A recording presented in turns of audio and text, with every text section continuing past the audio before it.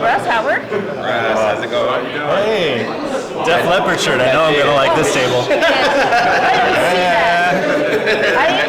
I used to have, when I was 13, I got into Def Leppard in the 80s. I had 2 Def Leppard shirts that I bought from the fair. And I would wash that shit out. I would like wear one and wash one and wear one in the sink every night, and the color just like bled out of it. Oh, wow. And there were muscle shirts. I love them. All right. The best. You're next. You're next on the round table. All right, so actually I have to apologize because I asked the last person about a question that should have been going to you. I heard and saw him look back. Yes. Yeah. I didn't realize, but now that we're here, it's all good. Critters, right? Yes. Doing the reboot, I want to know what type of research or process goes into taking something that's Critters and modernizing it right now for the 2019 fan base. Yes. Well, like right away, I was watching the old Critters movies, and they kind of split the score into 2 parts. They had the creatures and bounty hunters, and then they had the family on the farm music. And so they also kind of have the family on the farm in the reboot. And so that was a big question. It's like, do we do the same kind of split up? And then we had this other element where this movie introduces a good critter, the lady critter. And so what would her music sound like versus the evil critter? So definitely went and listened to the original, checked it out, but then we kind of did our own thing. But we did want to have some of that, the 80s synth callback for sure. And so that was fun. It was fun to pull out those old sounds and get them going. I've also heard multiple composers say at times where they've actually wrote more than one score for movies, and ultimately they just decide to go whatever one they feel fits them. Talking about the dynamics of Critters, did you also write multiple ones for this as well? Really?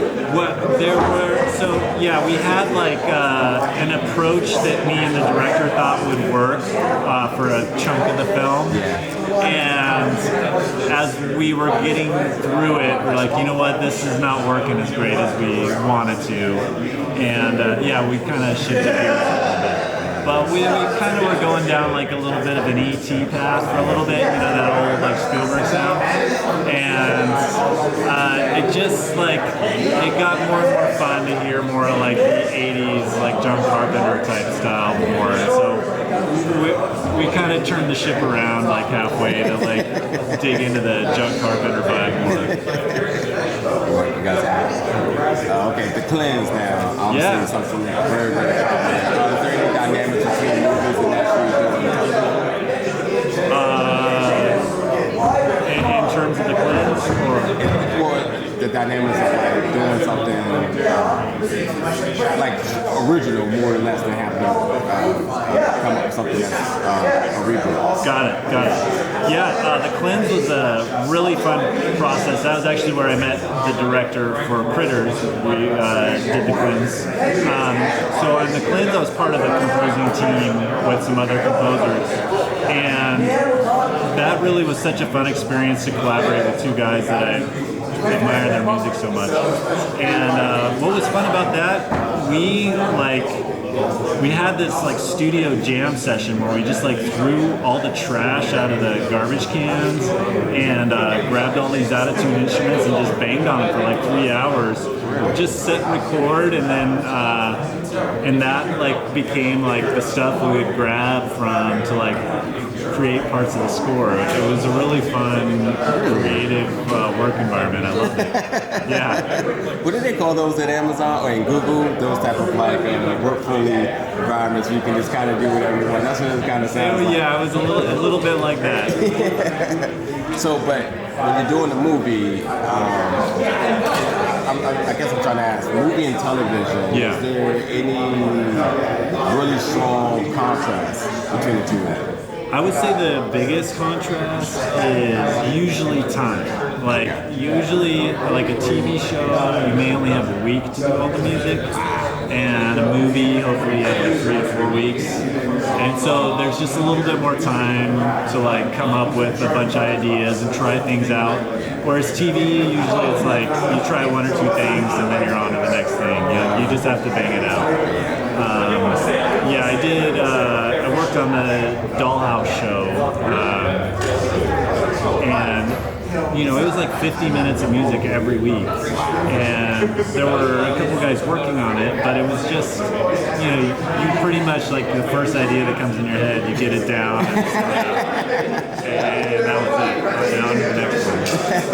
So, upon researching on your Tragedy Girls, I'm not familiar with this. Okay. What could you talk about it? Because it said it's smashed it in the indie festival, which is surprisingly that I haven't heard about it. So. Yeah, so Tragedy Girls, man, that was an amazing thing. And when you look up like top 10 horror films of that year, it was like Get Out and the Tragedy Girls was like number 3. The company we're in today, yes. right? So this was a small indie film, and it ended up winning all the horror festivals, like Scream Fest, Toronto After Dark. So I think we were all just like, when I got that film, I'm like, okay, this is a special film. Yeah. It's funny as heck. It's like really dark and admitted and hilarious.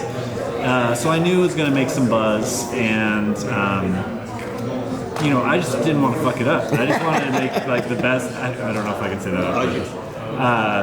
I just wanted to do an awesome job, and so every piece of music in that film, I like sweated over. I just wanted it to kick ass, and it did. We ended up winning Best Music at Toronto After Dark, and it was just like, okay, we did it, Yeah. I gotta check that out. You gotta check it out. It is, there's talks of turning into a TV show right now. We're super excited about that. Yeah. Oh, bro, good business, man. Yeah. Well, thank you so much for chatting with us Thank today, you. man. I hope you have a good rest of your car. Thanks a lot. you. Thank you.